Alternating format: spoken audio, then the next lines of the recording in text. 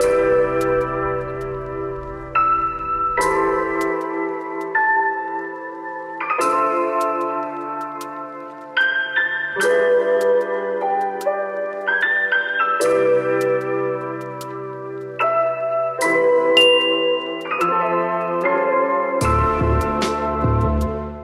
guys, welcome to my channel and welcome to another video.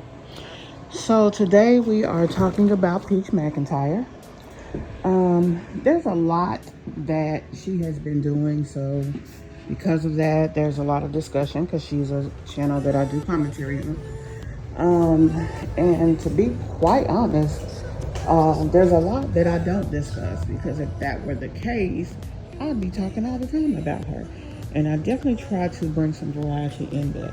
But today we are discussing her, and we're talking about several things. First of all, I wanted to discuss how she gets on here, says all of these crazy things like God wants y'all to step on hoes' necks and things of this nature. But by the same token, in the next sentence, she's having problems, her and her husband's back in the bad relationship type of situation. This is something that she's discussing, and quite frankly,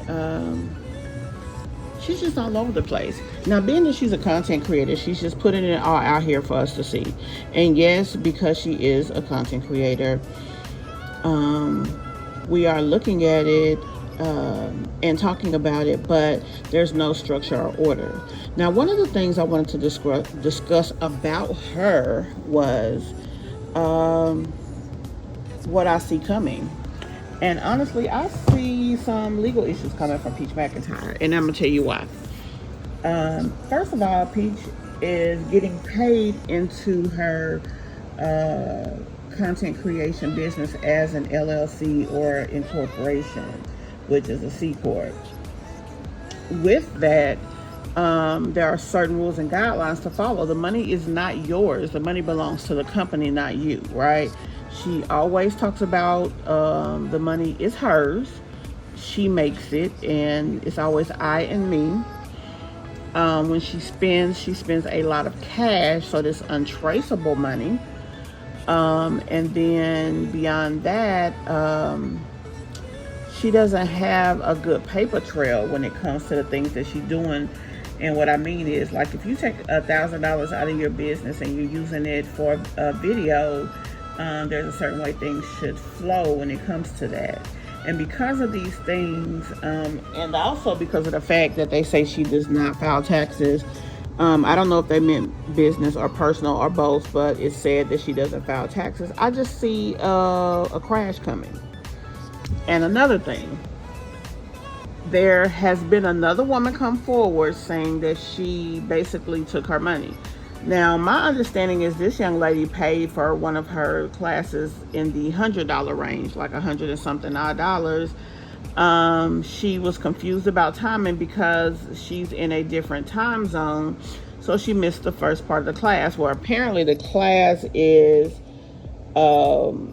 consisting of more than one part. And so when she asked Peach, can she get either back in the second part or do the first one with the next group, Peach says no. Now, she did say she doesn't give a refund, and so this might fall under that. But still, I mean, if this is a class that you teach, let's say every week, and the person missed the first part of it, why wouldn't you allow her to go to the second? Just to be nasty?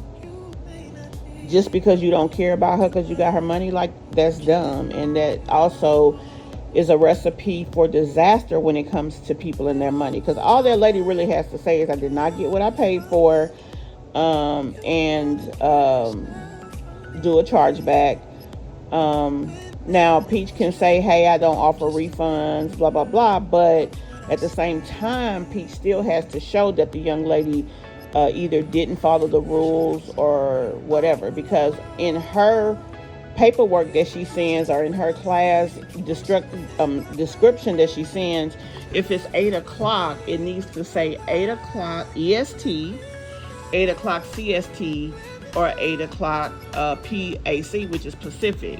You have to let her know what 8 o'clock it is, because that's 3 different 8 o'clocks I just mentioned. If you don't give her the proper information so that she can be successful, you cannot then say that I gave her the product that she ordered or that I was offering and it was on her that she did wrong. You didn't give her all the information because you didn't tell her which time zone that this 8 o'clock fell in. That is not on her, that's on Peach.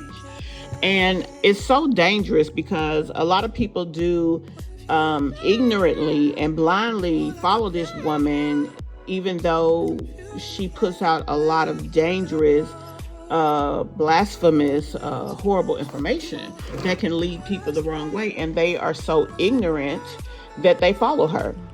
Now, am I talking and dogging her following directly? No. But is there some ignorant, or should I say, let me say it a different way. Is there some blind following of this young lady? Yes. You know, you see a person, you see a success story in her words, and you see somebody who changed their situation and you want to be happy for them. Yay, everybody loves a success story. Everybody loves a comeback. Everybody loves a person who fell on their face and turned it around. Everybody loves that.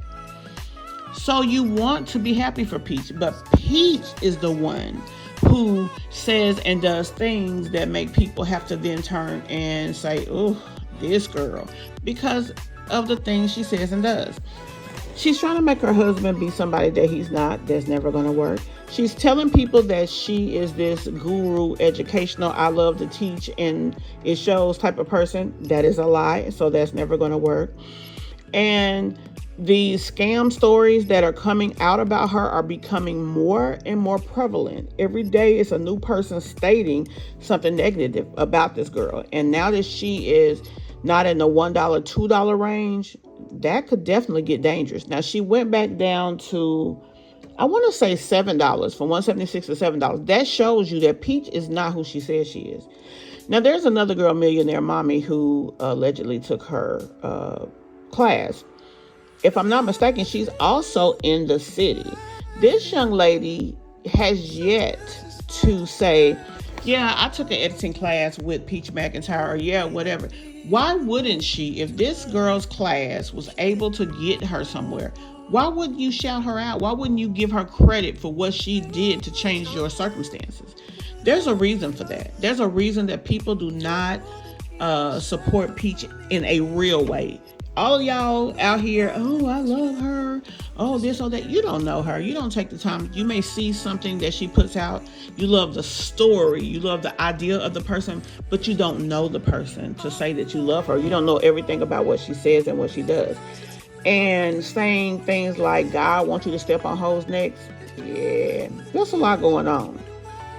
It really is. And I don't think that people really understand what it is that they are following when they say they support this young lady. Now, another thing I wanted to discuss, I discussed the thing with her husband. I discussed the thing with her business. I wanted to discuss this insurance situation. How responsible is it that you do not have insurance on your children? How responsible is that? Because it don't seem very responsible to me. A part of being a good parent is ensuring that your kids have what they need and that you can take proper care of them. Medical issues come and go, but medical issues do come. So with that, why wouldn't she not? Now, you can take your kid to the zoo, you can do all of these things, but you don't think it's smart or responsible to get insurance on your kids? And then the thing is, if something happens to them emergent, or if something, for example, she takes them to the zoo and they fall on a rock, hit their head. Now the government and taxpayers have to foot that bill. If y'all think that Peach is coming out of her pocket to pay that $500,000 bill, honey, I got a piece of ice that will never freaking thaw out to sell y'all, because y'all is crazy. I mean, it just is. Y'all are crazy. That girl is not doing, she's not doing that. Now, if they find a way to help get her an insurance that will pay, then she will do that. But as far as her coming out of her pocket, taking money out of her gambling and all of these things to pay that bill, yeah, She's not doing that. And so for that reason, that is a very irresponsible parent. So for all y'all saying she's such a good mom, no, she's not. Not if she won't do what's right by her kids by ensuring that they have good insurance, along with a house full of food, a comfortable place to live, and exciting day to day. All of that goes together. You can't have one part without the other. Now, lastly, Peach as a person is doing her job, which is just content. She is not a teacher. She is not, let me say it like this. She can teach you something because truthfully, we can learn from anyone, either what to do, what not to do, whatever. But, you know, she's a rudimentary individual. Her thumbnails, very basic. All she does is take a picture and put some words over it. That ain't nothing special. Her videos, someone said once that you cannot run a full YouTube channel off your phone. Absolutely untrue. I do all my editing on my phone because it's easier and because it's always in my hand. Now, do I have editing software for my computer? Yes. Can I edit from my computer? Yes. Do I have a computer to edit from? Yes. I have a Chromebook right here. I have a PC right here. I have a MacBook over there. So it can be done, but it's more convenient for me to do it this way. And I feel that I'm a pretty successful channel. I'm less than a year old. I'm working on my year. I got about 2 months to go. I got monetized in 28 days, and I have managed to at least make the threshold every month. Now, have I been a little bit over that threshold? Yeah.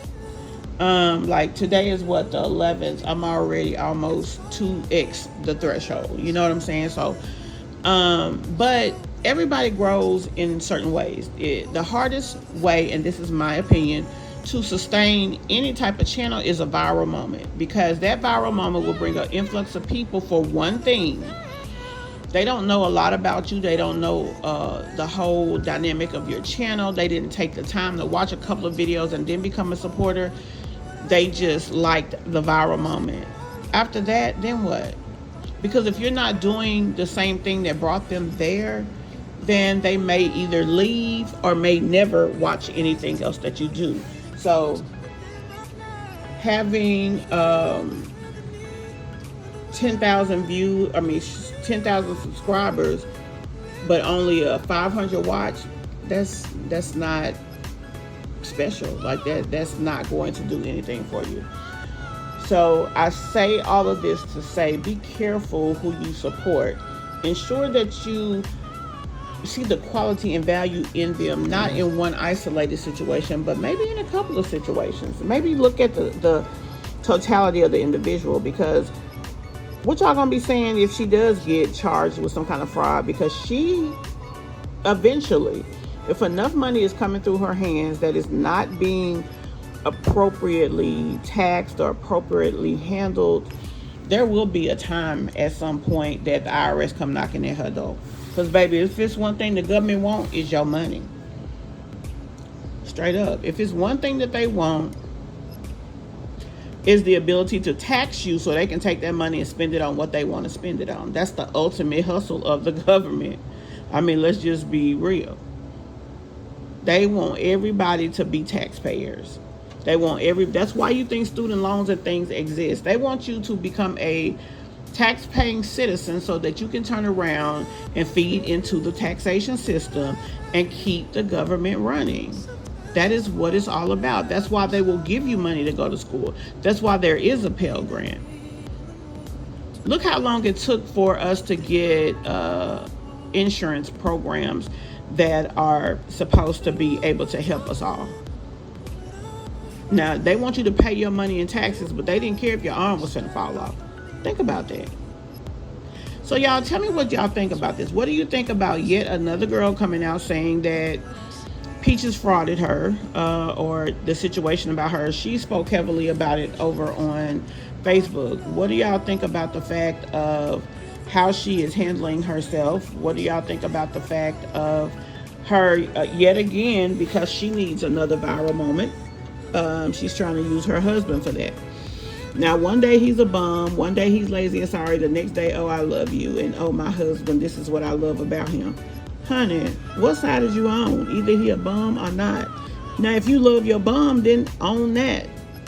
He's sorry, but I still love him.